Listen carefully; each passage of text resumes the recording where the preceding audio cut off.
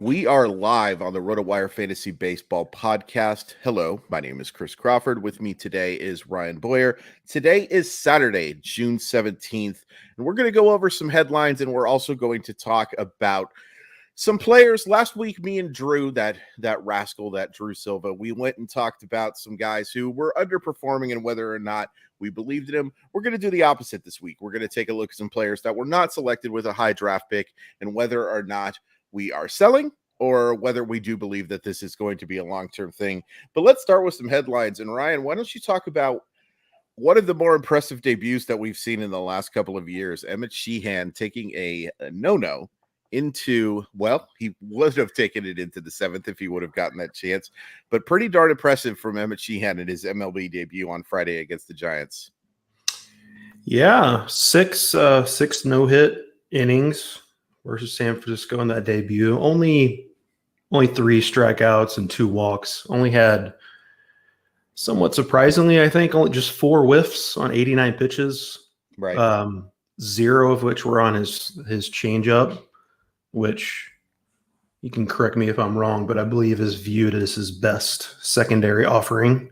Correct. So that was a bit of a surprise. He did go fastball heavy. That's kind of his MO, about 70% usage with his fastball. I think he got 3 of the 4 whiffs with his fastball, maybe 1 with the slider, but he threw a whole bunch of fastballs. He's got kind of that kind of Joe Ryan thing, but with a little more velocity, where he, like, his fastball doesn't have much spin at all, so it gives that perception of rise. He usually gets a decent number of swings and misses, usually, I think, with that pitch. Not so much in his debut, but obviously we're not going to complain about 6 no-hit innings from a guy who, I think when you said, when we were discussing him before, you thought maybe he's still a reliever over the long haul, possibly. I know when he was drafted, he didn't put up great numbers in college. I don't think a lot of people thought he was going to be a reliever, but he always had that big arm, and the Dodgers give them some clay and they can mold it, and they've done it with Emmet Sheehan. So yeah, definitely an impressive debut, and looks like he's going to, at minimum, I mean, even if he wasn't in line for it after this performance, he was going to get at least one more start. I suspect probably more. Noah Syndergaard, I mean, I don't know if he's going to make any more starts for the Dodgers at this point. Right.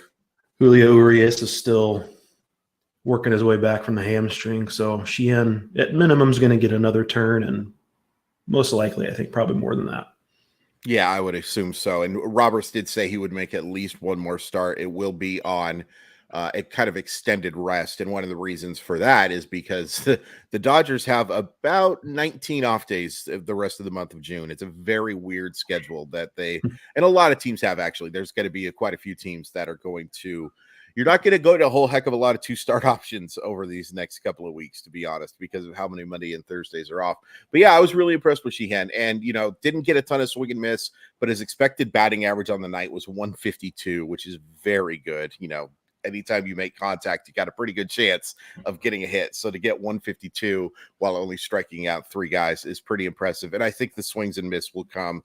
Like you said, was extremely fastball heavy. I believe he was at something like 70% fastball for the game. He threw 14 changeups, 69.7, a very nice figure for him in that regard, through 13 sliders as well. But yeah, I'm a believer in Joe Sheehan. Drew and I will talk about this. You're a believer in Joe Sheehan? Me too. What's funny is I made that tweet too to Joe Sheehan and told him he did a very good job pitching as well. So I think this is karma for me making that. Not the first time, won't be the last. Oh, absolutely not. But yeah, Emmet Sheehan, Emmitt Smith is who I would go out and get on the FAAB waiver wire. But no, Drew and I will definitely talk about that on Sunday. But somebody go target.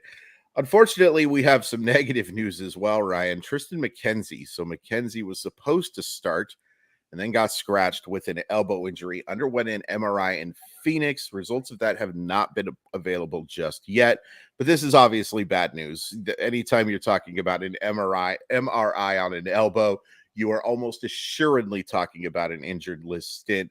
McKenzie was really good in his first start and not so much in the second one. I would imagine we're going to be seeing an injured list stint for McKenzie soon. Even if the MRI comes back extremely clean, you'll hear something like elbow inflammation or some sort of flexor injury, soreness, whatever. You're almost assuredly going to be without McKenzie for a couple of weeks. Even if this was the most precautionary of scratches, it is a bummer. It is interesting too. We saw Touki Toussaint, which honestly had no idea he was still in a professional organization. It was a huge fan of Touki Toussaint not that long ago. Not so much a huge fan of him for the long term. I would be interested to see if this is a long-term thing, whether or not we would see Gavin Williams maybe take his roster spot. I would be prepared to make FAAB bids if that is the case. Probably not necessarily happening next week, but something that you definitely want to keep an eye on. I think he goes up on my imminent arrivals article. He'll be a little bit higher, especially he'll definitely be higher just because there's some call-ups and stuff, but also a little bit higher because I think that this could be kind of matched up perfectly, because all due respect to some of those other arms, I do think Gavin Williams is the best option. We've talked about that ad nauseum, right? And how much we like Gavin Williams as soon as he does get that opportunity. But I would be prepared for putting Tristan McKenzie on your injured list as soon as possible. Yeah, I mean, and this is just what you mentioned, his second start back from a shoulder injury. Right. So, yeah, you add the shoulder to the elbow. Not a great sign for we've mentioned in the past Tristan McKenzie, not exactly the sturdiest build guy, sturdily built guy, Right? something like that. Something like that. Yeah, and when you add a shoulder injury, add an elbow injury to a shoulder injury with a pretty slight frame, that's not a great sign. We'll see what the MRI says. I mean, yeah, like you mentioned, at minimum, even if it's quote unquote only elbow inflammation, I mean, he's surely going to go on the IL. They have Cal Quantrill's out with a shoulder issue. Peyton Love is a Battenfield is, I believe, coming back from a shoulder injury as well. I'm not sure about that, but so they have those potential options. But you mentioned, Gavin Williams. I think it was last week I said I think they're going to wind up trading Shane Bieber and calling Gavin Williams up then, but maybe it's sooner. Unfortunately, could be because a guy that we all like quite a bit, Tristan McKenzie, is going down with an injury, but hopefully it will be relatively short term. More Guardians news. Yes. This one caught me a little by surprise. Not necessarily that they decided to give Bo Naylor a shot, but a little surprised they completely cut bait with Mike Zunino, if for no other reason than, I mean, they gave him. The Guardians aren't into eating money. They are, let's call them a thrifty organization. Frugal. Frugal.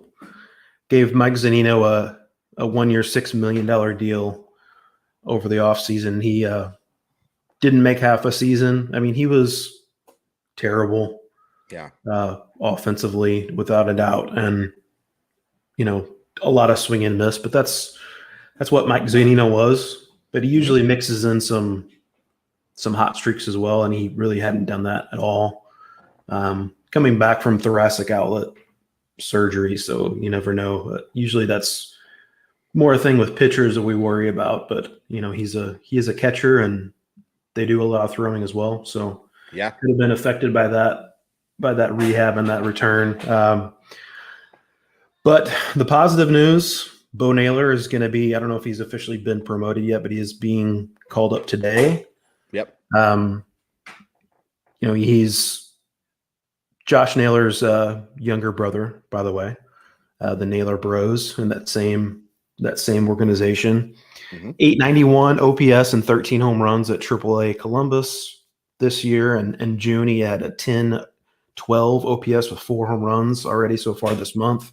Mm-hmm. Just 2 stolen bases this year, but he actually stole 20 bases in 2022 and 10 without being caught in 2021, which was like equated to about half a season for him. So he's one of those fairly rare catcher athletes who can actually chip in the stolen base department as well, like a JT Realmuto type. I'm not going to say he's going to turn into JT Realmuto, but sure, if you can stick a guy in your catcher slot and add some stolen bases here and there, that's a nice little bonus. And the bat is exciting. I don't know. I don't think I'm going to pick Bo Naylor up in a 1-catcher league. Maybe if you have an extra spot to play with on your bench, but he definitely needs to be scooped up in 2-catcher leagues. Yeah, for sure. It's a must add in 2-catcher leagues, just because, I mean, I can't imagine what great catcher you would be dropping in order to roster him for. I'm not sure if he's a top dozen catcher right away, but I'd like to have him on my bench to see what happens here. Like, the talent is really special. Like, he has a chance for plus power. He has an excellent approach at the plate. I would be rostering him, I think, in on-base percentage leagues. Now, look, we've seen plenty of prospects who have an excellent approach at the plate, and that just doesn't carry over into the long term, right? Sure. Like, we have seen that happen ad nauseum. But I said ad nauseum twice in this podcast, by the way. I guess I'm getting smarter. Ad nauseum. Yes. But he is a good athlete. I thought the comments from James Harris, who's their assistant general manager and a former player development guy for them, about wanting him to come up and be the guy when he comes up. Like, they don't want him to be an up and down option, which, you know, he's made his MLB debut, very short stints in his MLB debut, but he has played a little bit in that regard, especially this year. I think he has a total of 2 at bats, but he did rank second on my imminent arrivals list for a reason. Now, I kind of cheated. I had him at 1A, or I had a 1A, 1B, and a 2 this week because of a player we'll talk about in just one sec. But I do believe in the talent. We have also seen, though, catching is probably the hardest to predict in terms of short term, because there's lots of Sean Murphys, but there's also, and there are cases of Adley Rutschman. There's lots of cases of like how terrible Cal Raleigh was when he first got called up. It's a very hard transition. Yeah. All that being said, if you have a catcher 10, 11, 12 on your roster type of thing, I'm adding Naylor and seeing if that guy can be that guy. If you're one of those people who's fortunate enough to have Will Smith or Adley Rutschman or something like that, I'm probably steering clear, but there is absolutely justification to roster those guys. Another guy who is worth rostering, in my humble estimation, is Luis Matos, who received his call-up, unfortunately for this Seattle Mariner baseball fan, in circumstances that kind of break my heart a little bit. But Luis Matos was excellent in the minor leagues. He had just posted literally at the homer before he was removed from the lineup, had gotten his OPS up to 1.2 in AAA after having a very nice stint in AA. Unfortunately, the reason he gets the call up is because Mitch Haniger fractured his ulna. And now, here's the weird thing here, Ryan. It was actually good news that we found out it was a fractured ulna, because instead of it being a typical forearm break, the time frame here went down dramatically. It did look like Mitch Haniger was going to be out for the year. They're now saying 10 weeks, which is a little bit of good news. And, you know, maybe somebody that you could justify putting on your injured list. I would absolutely also consider cutting bait with Mitch Haniger as well, because he just doesn't provide quite enough fantasy upside. So if you're short on injured list stints, but I'm all in on Luis Matos as being a guy to go pick up. He has a plus hit tool, bounced back very nicely from his disappointing 2022 season in the minor leagues. Has a swing that is built to hit for average, but has also really started to tap into his power. He's a fast guy. I wouldn't expect a ton of stolen bases, mainly because the Giants just don't run a whole heck of a lot. So that would be with a one little caveat here. Already playing center field, which I think is really interesting too. I thought they may play him in left field and right field, positions that he's played before as well. But I would absolutely be going to get Luis Matos. he would be someone who would be near the top of my FAAB bids, but that's a little bit of spoiler for Sunday's show as well. Yeah, and he was batting second for the Giants as well. So that's encouraging to see. They're throwing him right into the mix here there. Mm-hmm. I don't know what really happened in 2022 with him. He had the numbers were really dreadful. I read when he was getting called up that the Giants actually, like, it didn't seem like it was a slam dunk that they would add him to the 40-man over the offseason. Maybe they would leave him exposed in the Rule 5 draft, thinking that coming off that terrible season that people might not pick him up. But obviously they did add him to the 40-man, and it's looking like a great decision. I mean, he was arguably the hottest hitter in all the minor leagues when they called him up. Right. Already has 3 walks, no strikeouts so far. Makes a lot of contact. As you mentioned, good approach at the plate. The raw power is there. Has some speed as well. So yeah, I mean, I think especially in 5 outfielder leagues, he definitely needs to be rostered. As far as Haniger goes, as you mentioned, I mean, if you have that extra IL spot to play with, sure, go ahead and bench him or keep him on the bench. But I don't think you need to go out of your way to hang on to him. Unfortunately, it's been a litany of injuries for Mr. Haniger, and add another one to the list. Let me ask you something I just thought of, Ryan.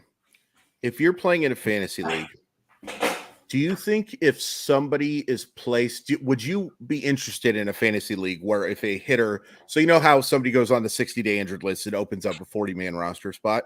Would you be interested in playing in a league where if a fantasy player goes on the 60-day injured list, it opens up an extra injured list spot for somebody else? That's interesting. I feel like that would probably lead to a lot of people just kind of stashing all the injured players. Yeah, that's fair. So maybe that would be one reason to go against it. I haven't heard of that scenario though. That's interesting. You may have stumbled upon something there. I could be kind of interested. Maybe you have a limit of like 2 60-day IL spots, Sure. But it does open those extra 2 roster spots.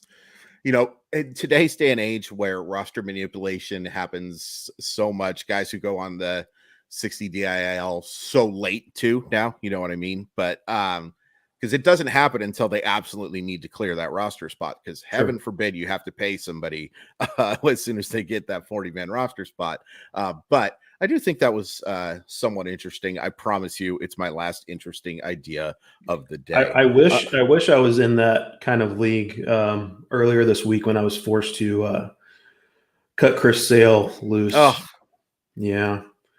It's a tough decision there. Like, he's probably going to be out until, he's not going to be eligible for activation until beginning of August, and not a guarantee he'll be back at that point. And, coming back from a shoulder injury, how much is he going to be built up? So yeah, I was just really encouraged by what we saw at a Chris Sale for a while there. And he was one of my big hits. Obviously he had the terrible numbers for the first couple starts, so the overall numbers don't look that awesome, but he had really turned the corner and kind of looked a little bit like old Chris Sale. So Yep. Yeah. Yep. A little bit of an aside there, but that made me think of that.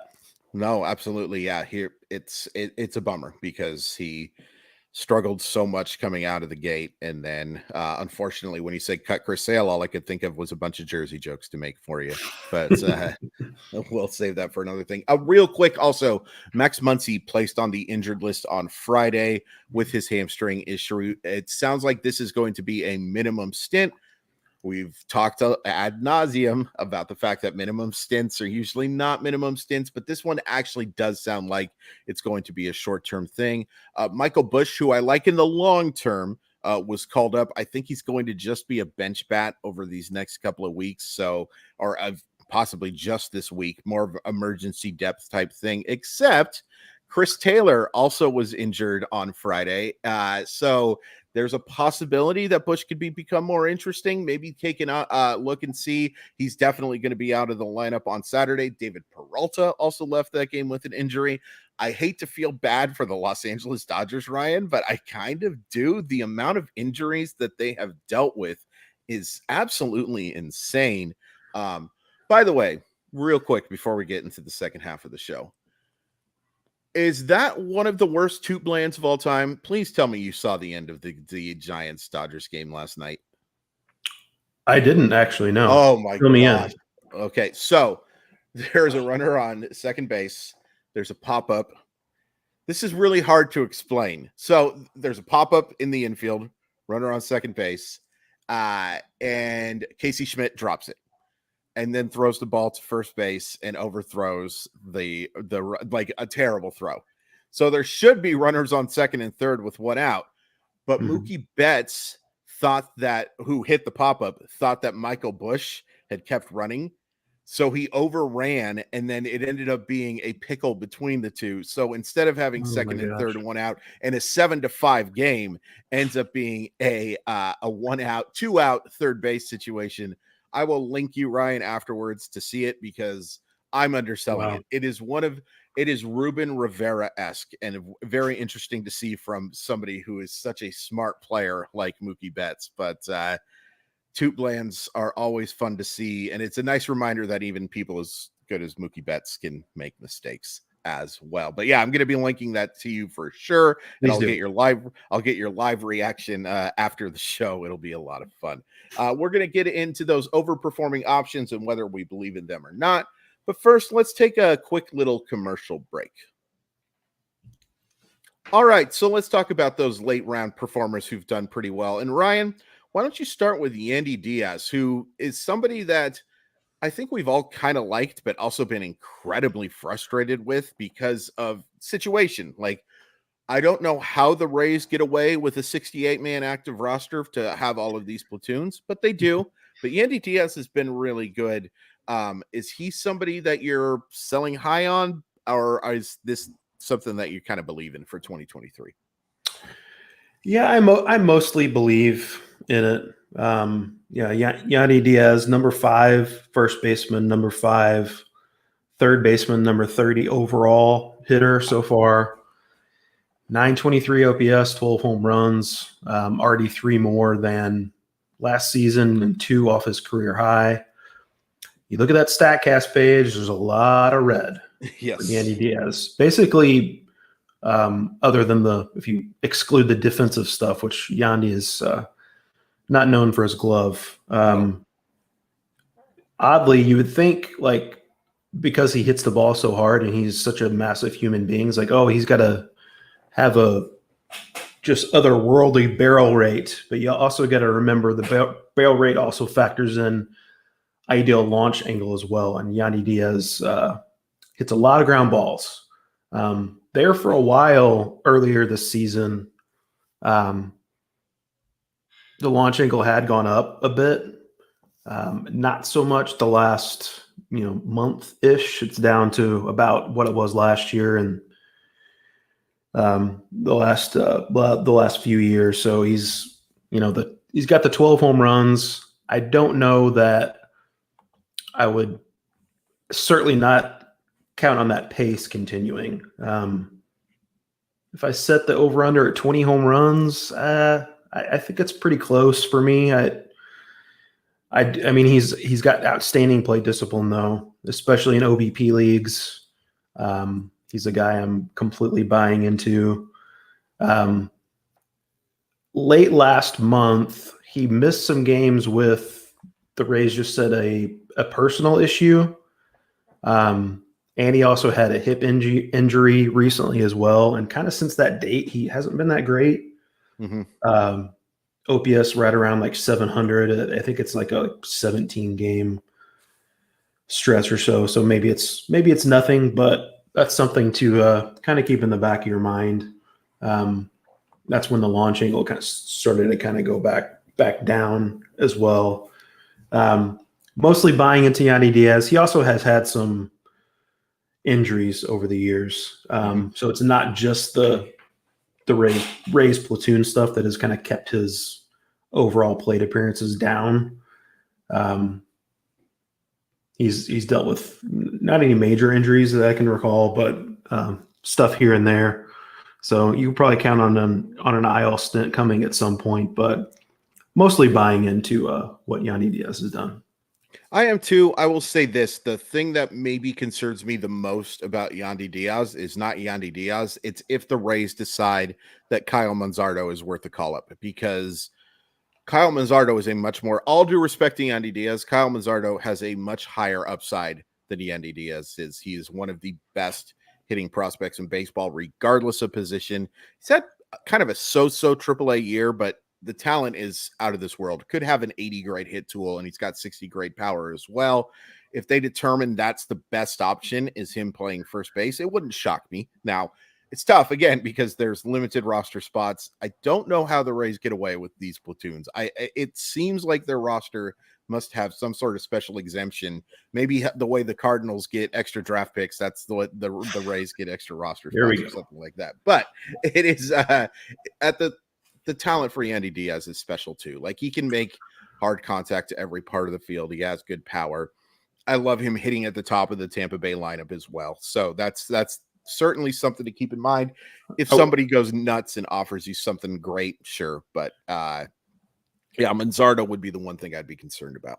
I would add just real quickly, if you're in a league that has biceps as a category, he's a first round pick all the way, maybe first overall. Him and what Tyler O'Neill would probably have to fight for that. Yeah, that would be an interesting fight. You have to stash Tyler O'Neill in your IL though. Oh no, Ryan, come on, Ryan. I'm going to talk about another Ray and Josh Lowe, who, credit to our buddy Allen, who put up the great pun of the buy low thing. Josh Lowe was terrible in his rookie season. He has not been terrible so far in 2023. It is worth pointing out that he's gone through a little bit of struggles in June, but the fact that he hasn't hit homers, he's been buoyed by the fact that he's stolen bases. He's stolen 4. A terrific athlete. It's interesting to me to point out that when he was drafted, he was a third baseman / pitcher, and now he's a very good outfielder with very good speed. So I went kind of back and forth on this one a little bit, but ultimately I do agree, Alan, that we should buy low, because I do think that the power is going to start showing up again. He's barreling the baseball in the 77th percentile. He's well above average in expected batting average. That sprint speed again, he's running. The Rays are running, folks. That is one thing that has been really nice to see. Obviously, Wander Franco has been a speed demon, even without having demon speed. It's been very interesting to see how good he has been in that stolen base thing. I certainly didn't expect him to be this good, but it is nice to see him in that category. Stop talking about Wander Franco, Chris. You're supposed to talk about Josh Lowe. The whiffs are a little concerning. His approach can be kind of wonky. It goes in spurts in terms of drawing walks.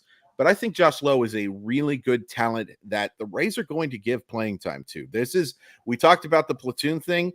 That's my other concern, is Josh Lowe isn't playing against right-handers, but he's going to be in the lineup, left-handers. Yeah, he's literally made 0 starts all season. And that's probably the biggest concern, is if you go on a run where, he's facing 7 southpaws in a row, you're not going to see Josh Lowe in the lineup.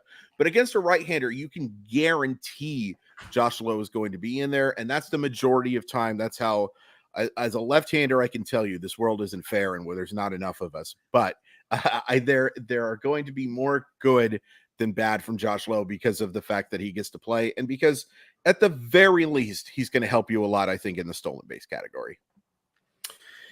Yeah, I'm with you in buying low. Yes, buying low, LOWE. Buying high, as in buying high because he's performing well. And now that's my okay. Let's move along.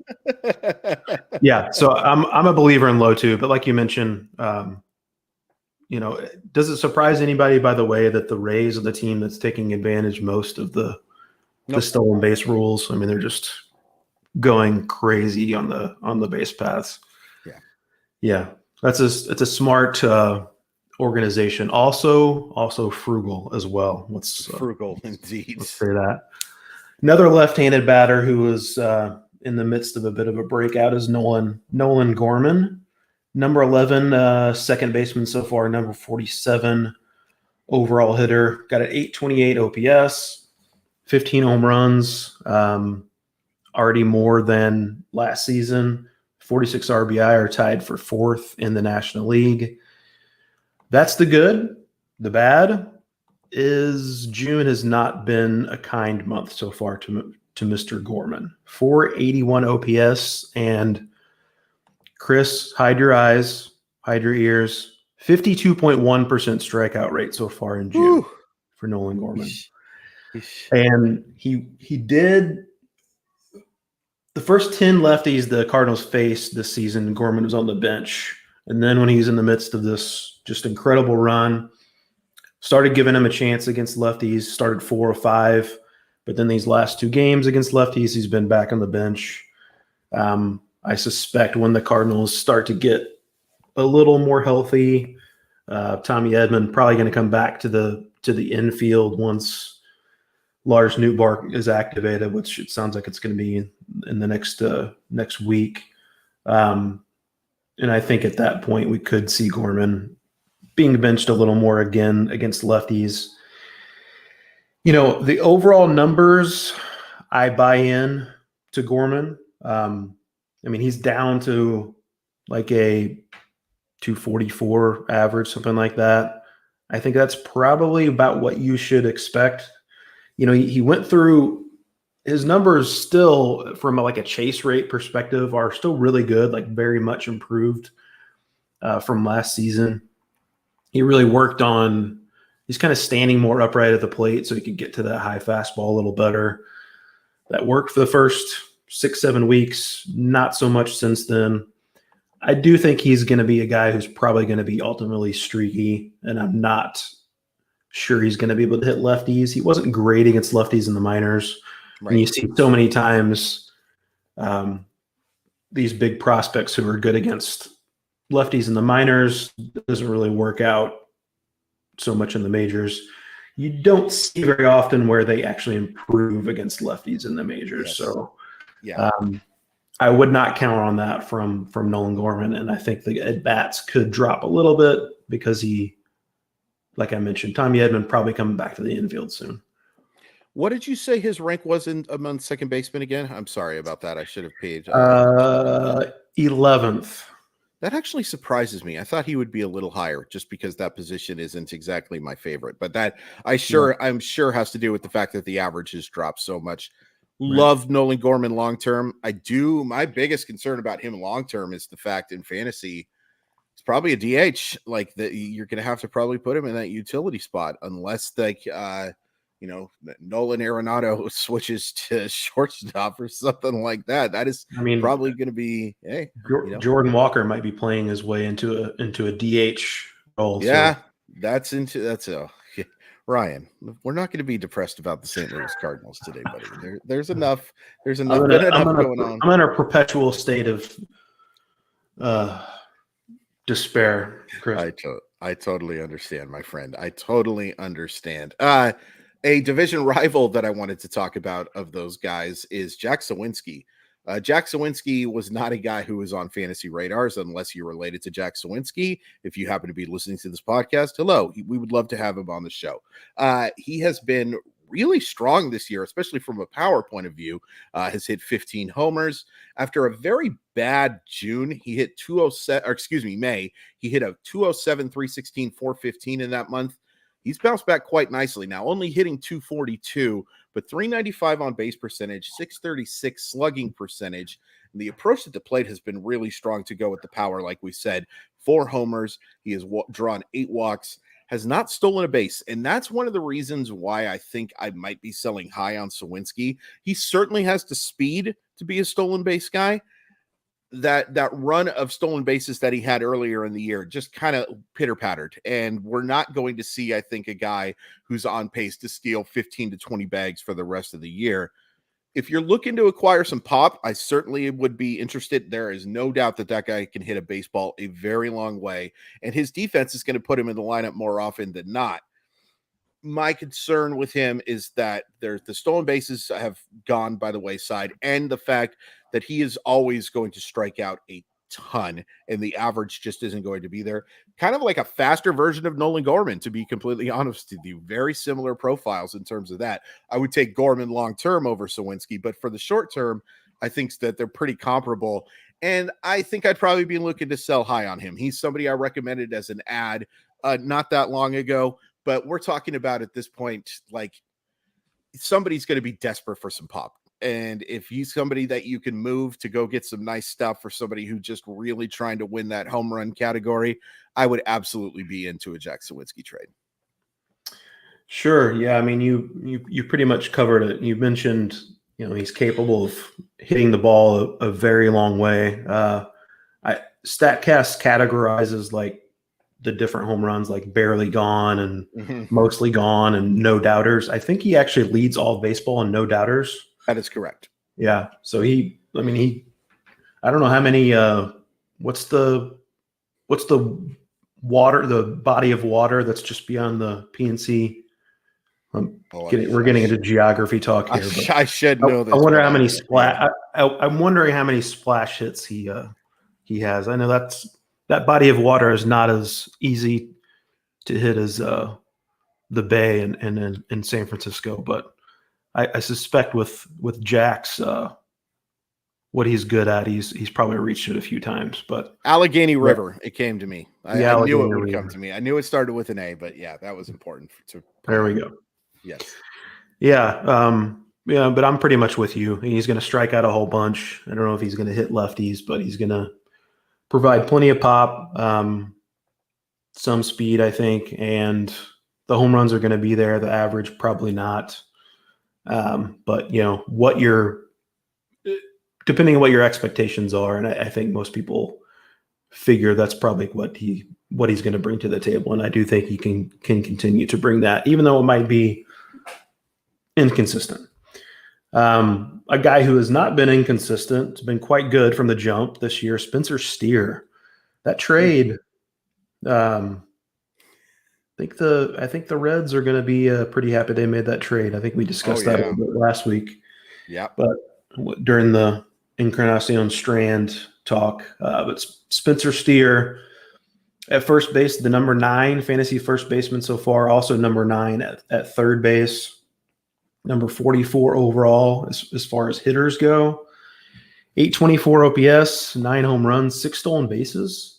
A little bit of a surprise. 5 of those have come in June. I'm not sure what's going on there, but he's never really been a stolen base guy, but he's picked that up there.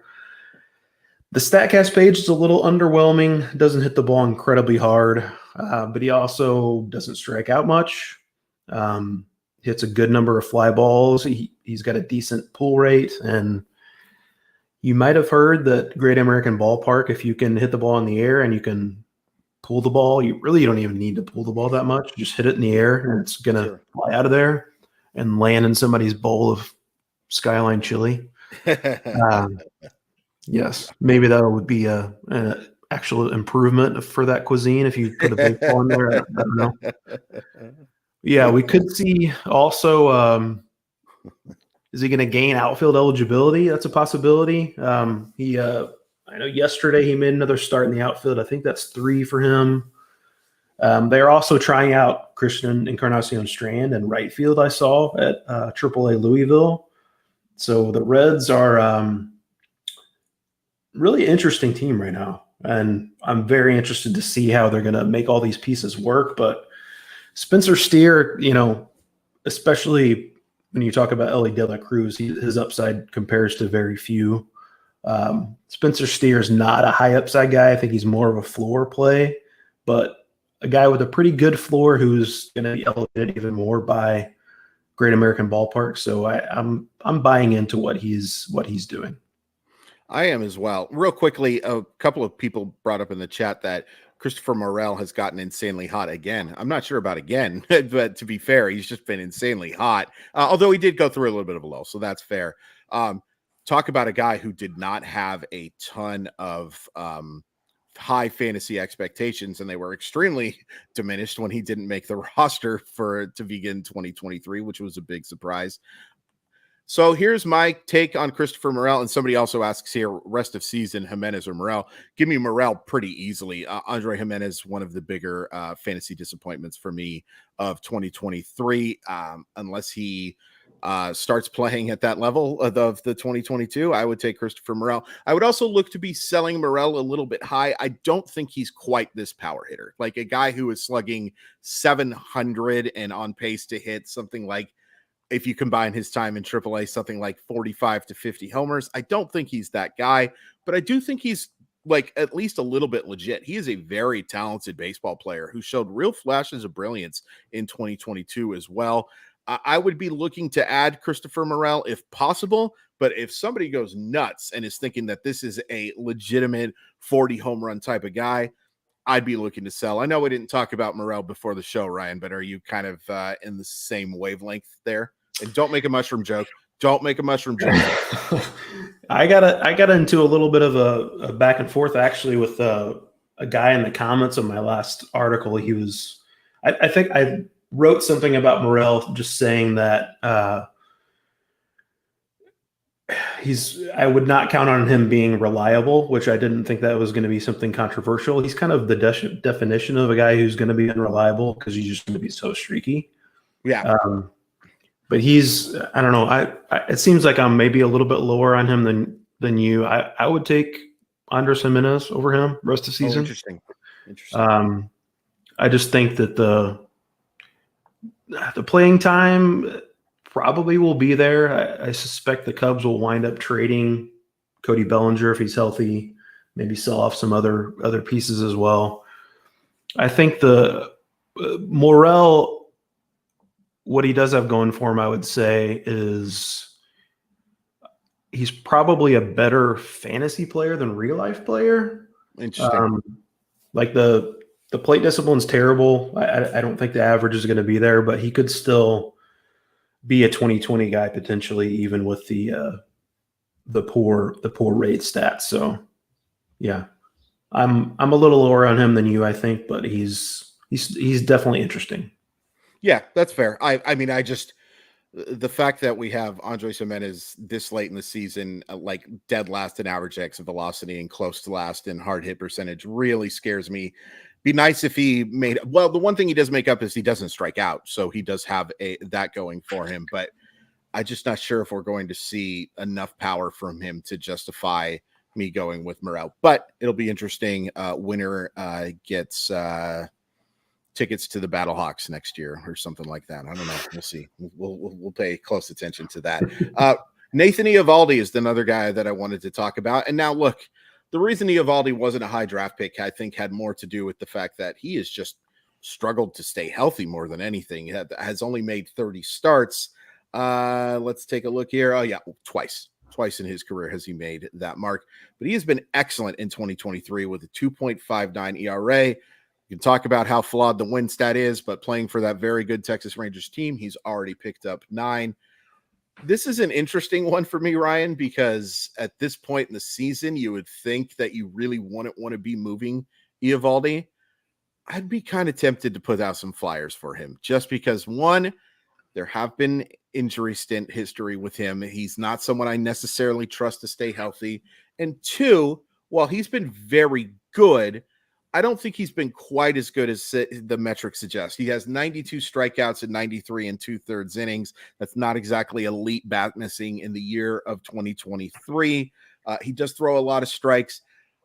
I think Texas has also been very helped by playing a very terrible schedule to open the year. It seems like they've played Oakland 26 times.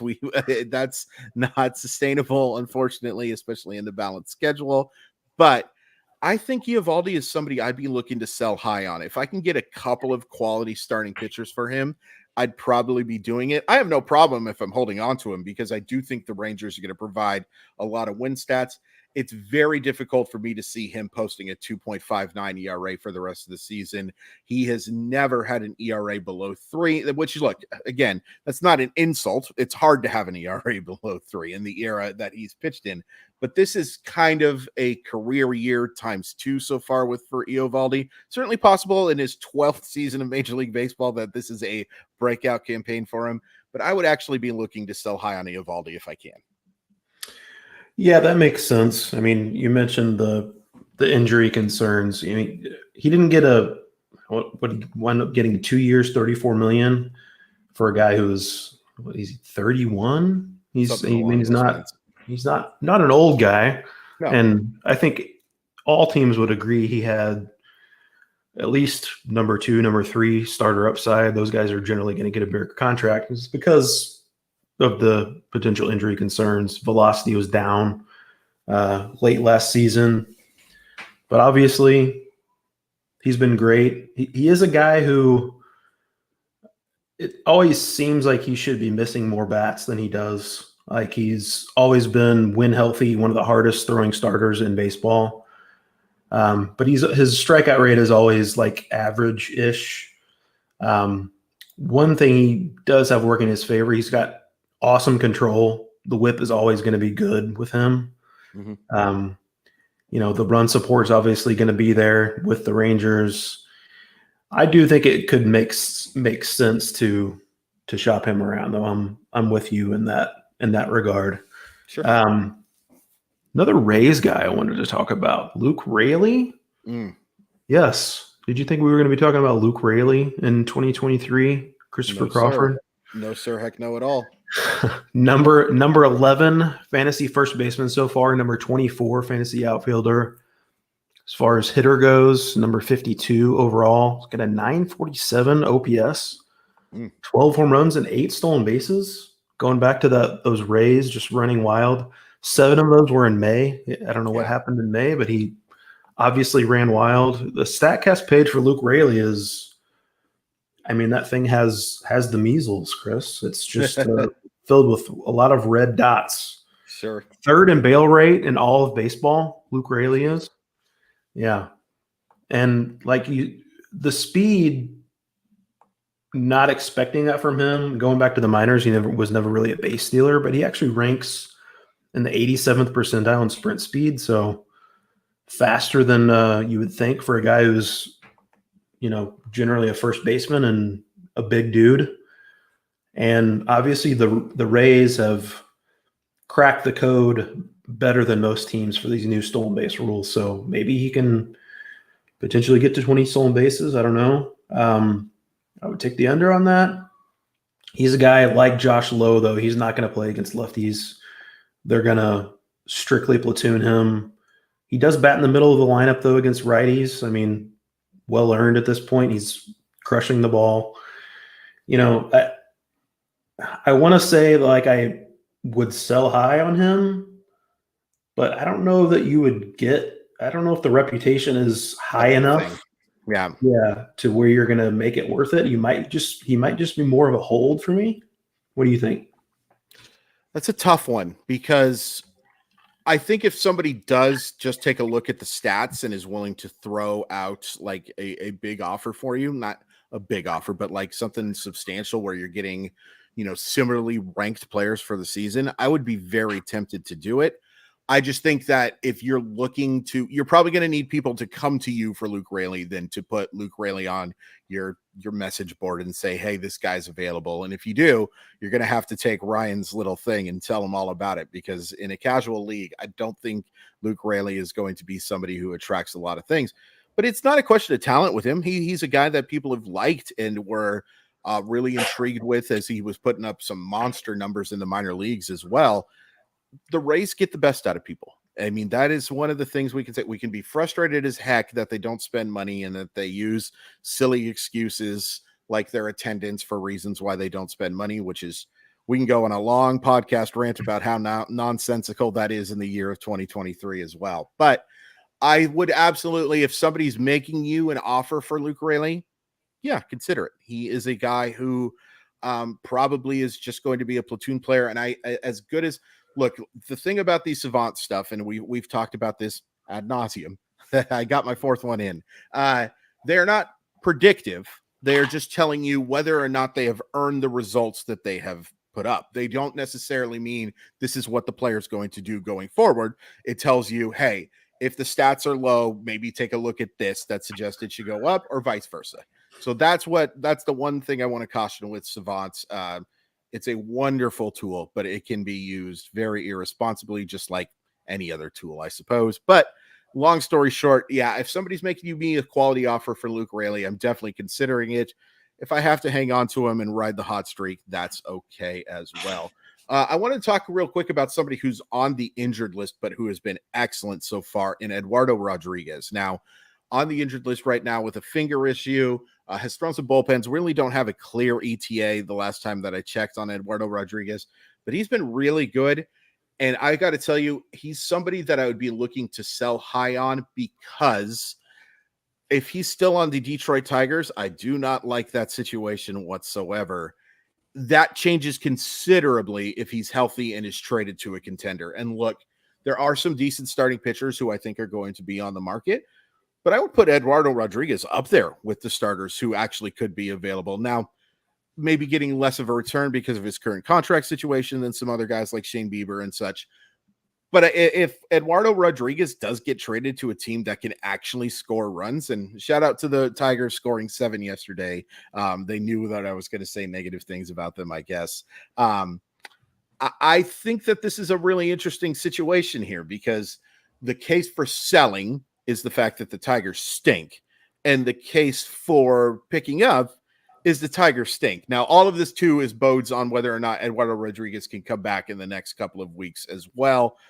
It looks like with a finger injury, it shouldn't be something that keeps him out for all that much longer, but definitely something to keep an eye on. Where do you side on the Eduardo Rodriguez thing? Would you be looking to sell now, which is difficult to do for a traded player, or would you be looking to maybe buy some more shares of him because of the fact that he's been so good and could be playing for a contender? I mean, I think given his situation, hold is probably the best answer, just because, trading a guy who's currently injured, always tricky. And like you mentioned, all the fantasy owners in your league are also going to be aware that he plays for the Detroit Tigers. Probably going to be playing for a different team in 6 weeks, I would say. He does have that. He has an opt-out at the end of the season, which, I mean, if he keeps pitching when healthy as he was before he was healthy, or before he was hurt, that he's certainly going to exercise that. So I would bank on strikeouts more than anything else with him. He's always been a reliable source for strikeouts. I think the ERA is certainly due to come up, but as you mentioned, if he goes to a contender and gets more run support, he's a guy who can pitch deep into games at times. Could be a good source of wins down the stretch. So I think he's probably more of a hold just for the situation he's in. But sure, I do like the strikeout potential with Eduardo Rodriguez. Another guy who's striking out plenty of guys and also getting plenty of wins this year in a breakout season for Mr. Mitch Keller, the number 12 overall pitcher so far. 8 wins, a 3.41 ERA, 112 WHIP, 101 to 23 strikeout to walk rate, and 87 innings. And you look at the xERA, 3.32, xFIP, 3.27. Actually says he's maybe gotten slightly unlucky there. Mm-hmm. There's no one pitch he has that has a big whiff rate. He's got 4 different pitches, though. They're in the 20 to 28% whiff rate range. Right. Kind of surprising. I don't know if you saw, did you see the Pitching Ninja gif of his sweeper the other day? Mitch Keller's. Oh my gosh. I mean, that was, he was facing a left-handed batter, and it went well outside, off the outside corner, all the way off the inside corner, and the batter just had no chance. Like, it was like seriously like wiffle ball esque. Like, Nice. I'm not sure how that pitch doesn't have a higher whiff rate, but probably not going to be able to make it spin it that well every time. But Right. that still is encouraging that, yes, he doesn't have one pitch that's got a super high whiff rate, but having multiple pitches you can go to get a moderate number of whiffs is also a good way to go about it as well. No pitch he has is at more than 25% usage, so he's got a lot of pitches. He uses a lot of different pitches. He had a rough 3-start stretch where he gave up 15 runs in 17 1/3 innings, but then this last time out, bounced back big time, 7 innings, 1 run, 2 hits, 7 strikeouts. So, Mitch Keller, former top prospect, obviously, and really underperformed the first few years, but I think he's really turned a corner, and I don't love the Pirates backing him. I know they're currently in first place. At least I believe they're currently in first place up there anyway. And maybe their offense can be passable, but I would not count on a whole lot of wins. But, I to a certain degree, I think he's definitely a guy who has earned this breakout. It's been so heartening for me to see it because I liked Mitch Keller so much as a prospect. And there were flashes of brilliance. There were times where he pitched really well, but there were times where he just flat out stunk. And it's been, I think, the fact that his usage has gotten better in terms of the stuff that he's offered. That was one of the intriguing things about him, is that he could throw a bunch of pitches. It's what I really liked about Shane Baz, a former Pittsburgh Pirate prospect, kind of similar profiles. And Baz will be an interesting buy low candidate, hopefully for the 2023 season. But yeah, I am all in on Mitch Keller. I wish he played for a better team. The Pirates, I just don't think are going to be. This is an interesting question that we just got asked.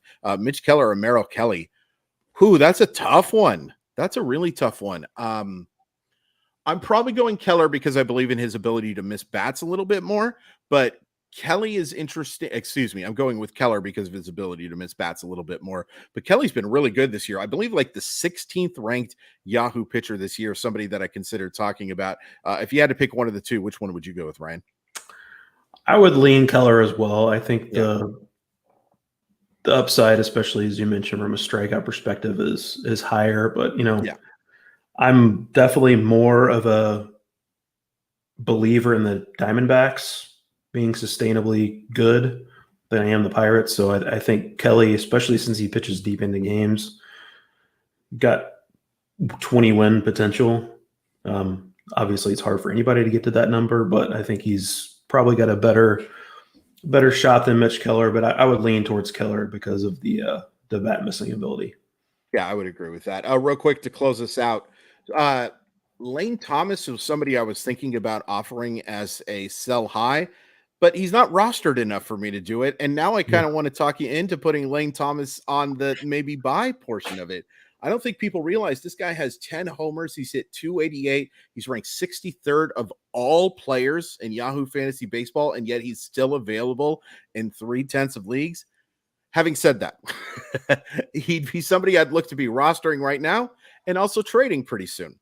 Because look, I really like Lane Thomas as a prospect. Who did he get drafted by again? He was actually drafted by the Blue Jays. Yeah, that's true. That is true. I think the Cardinals got him for like a international bonus slot. That is correct. But it's worth pointing out that he is another Cardinal that is playing well elsewhere. For as good as that franchise has been, Ryan, there sure are a lot of really good players that would look decent in those uniforms. Do you remember who they traded him for, by the way? No. Trivia question? John Lester. John Lester. You remember John Lester finished his career as a Cardinal? Cardinals legend. Cardinals legend. Yes. But for Lane Thomas, who has been excellent this year for a team that not a lot of people had. By the way, I did just confirm he was drafted by the Blue Jays in the 5th round. We regret the error. I'm not so sure this is sustainable. If you take a look at the metrics, the only thing that's well above average is speed. the power has shown up very nicely in 2023. It was the biggest question mark about him going forward is whether or not that power could show up on a consistent basis. So I'd be looking to roster him if possible, because again, available in 3 out of 10 leagues, that really does surprise me. But at the same time, if somebody is willing to make you a significant, serious offer for Lane Thomas, I think you have to consider it very quickly, and you're probably just saying yes.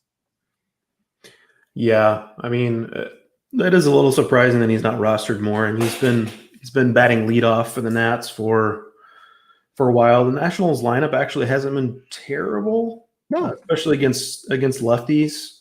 But yeah. Lane Thomas is, I would not count on him being viable in 3 outfielder leagues rest of the season. I think he'd be perfectly adequate in 5 outfielder leagues. Maybe he's a guy who could potentially get traded. I think it would make sense for the Nationals if he keeps up this hot streak for another 6 weeks or so. Kind of sell high on him at that point, and I think fantasy managers, if able, could probably sell high on him as well. One guy I think I'm buying into, not necessarily selling high on, Zach Eflin. I mean, we've done a lot of Rays praising on this podcast, I feel like, but yeah, you got to trust the Rays, man. Everybody was surprised when they give Zach Eflin a $40 million contract, the largest non-current Ray contract they've ever handed out. But I mean, he's been fantastic. He had never posted a sub-4 ERA prior to the season. Reached 150 innings once, but now he's the number 18 pitcher in fantasy so far. 8 wins, 3.28 ERA, one even WHIP, 72 strikeouts, 11 walks over 71 in the 3rd innings. You look at the xERA, 2.90. Actually looks like he's been a little unlucky there. xFIP 307. The curve and the cutter usage are both up. Curveball spin is up. Ground ball rate is way up. As we know, the Rays are just really good at getting the best out of guys. They know how to use the repertoire to their advantage. I also have noticed that Eflin has gotten extra rest on 8 of his 12 starts so far this season. So they've been able to kind of manipulate the schedule to get him some extra rest. Important for a guy who's, you could probably count on an IL stint at some point for Zach Eflin. He's had lots of knee issues over the years. But he's also had just crazy home road splits this season. Like, just been absolutely dominant at home. And I know there's some conspiracy theories out there about the Rays kind of manipulating things at home. I don't know if you've seen those. Like, they turn I think it was like similar to the old Metrodome stuff you used to hear about. Like, they turn on the air conditioning to blow in when the opposing team is nonsense, I'm sure is what it is. Yeah, that's funny though. It is notable because he's been way better at home than he has on the road. Sure. The only thing that would give me pause with Eflin, though, is the workload. As I mentioned, he's only reached 150 innings once in his career. Is he going to head back to the IL at some point? Probably a pretty decent bet. Because they've spaced out those starts, he's actually only on pace for like 160-ish innings, which certainly would be doable.